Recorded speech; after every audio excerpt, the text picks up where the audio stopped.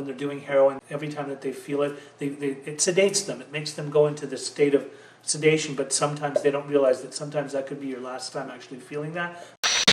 Hello everybody, my name is Pej. I'm a drug interventionist. I specialize in helping people with drug addiction, alcoholism, and mental health. Today we're going to talk about opiates. Opioids. So what are they?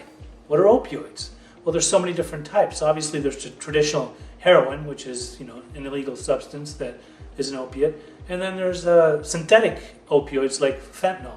And then there's prescription opioids, which, they come in many different shapes and sizes and variations. There's definitely, Vicodin, that's an opioid, morphine, many others too, Percocet, and, these all fall in the same category for opiates.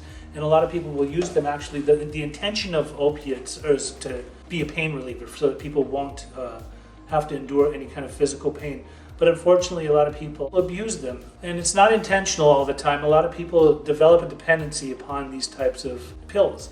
Sometimes, these days, what I see is a lot of different people become addicted to opioids. The type of people that I see are obviously some people actually have some kind of pain that has happened to them, perhaps some kind of accident or back pain or back surgery. So they are prescribed certain types of pills that they use as prescribed, but then over a period of time they start to abuse because the pain is overbearing. So what happens is they start using it, they use it outside of what is prescribed, and the next thing you know, they're seeking it from other areas and other places. Sometimes that can turn into a full-on addiction, a different type of addiction. I'm talking like to the point where if the doctor cuts them off because they have abused their medication, they'll sometimes go and seek it out on the streets. I've seen people that have been addicted to certain pills totally turn it around and get into other stuff like heroin. And it's not always common, but it can happen definitely, most definitely. And obviously there's the fentanyl craze, which fentanyl's been around, since the 60s as far as I know, but it's kind of had this comeback in the last almost decade now where people are getting fentanyl. Before it was being used to lace certain types of heroin that street peddlers were selling, but and now there's people that are buying it and it's just regular plain form, straight fentanyl, and they're using it and it's a killer. I was talking to a friend this morning. It's a total crapshoot. It's like Russian roulette. People do fentanyl. They can smoke it, they can ingest it, they can inject it. Either way, it's the type of drug that can kill you within seconds. And that's because it affects the upper respiratory system. It makes people, not be able to, they basically take too much of a dose and they can't even function anymore, and they fall down and they actually die. And this is a very common thing that's happening. We see a lot of people that are dying from fentanyl.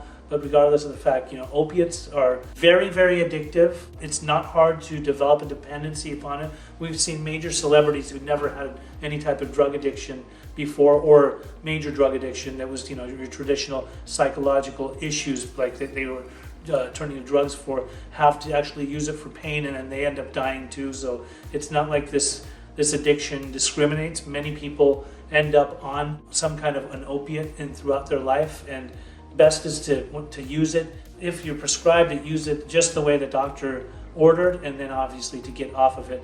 A lot of people can also experience major withdrawals from opiates when they're coming down.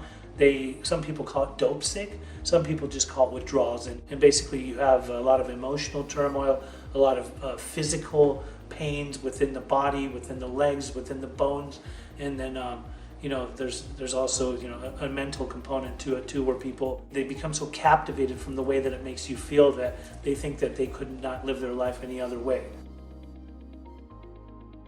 So just to be clear, you can overdose on opiates depending on what type of opiates that you're using and how much of a dosage that you're using. Heroin, most definitely. A lot of people think that when they're doing heroin, that every time that they feel it, it sedates them. It makes them go into this state of sedation, but sometimes they don't realize that sometimes that could be your last time actually feeling that, because you just take a little bit too much and your body cannot handle it, so you overdose. And also with fentanyl, overdose rate has exponentially grown in the last 10 years. A lot of people are dying from fentanyl overdoses worldwide. Side effects from opiates are anything from dizziness, nausea, constipation, building up a tolerance, and respiratory depression.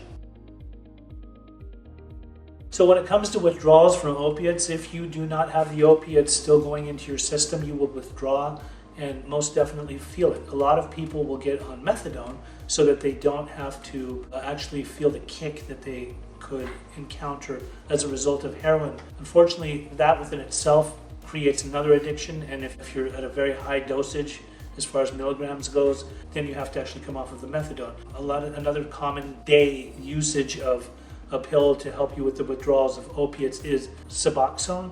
It comes in many different forms, and that is supposed to be a 7 to 10 day taper. However, some people get put on sub-maintenance due to harm reduction. People that have been excessive users of opiates for a long period of time may be on Suboxone for a longer period of time. If you or someone that you know is suffering with opiate addiction and you're looking for help, you can contact me. You can contact a professional who would actually be able to find you the appropriate place, someplace where you are going to need to detox in a medical setting and get off of the opiates. And definitely there will be some other long-term effects if you do not actually do the work when it comes to recovery to become fully recovered from it. But I do know how to go about that. You can always contact me. And if you want to learn about other things that I talk about, watch my next video. It's about LSD. You can click right here.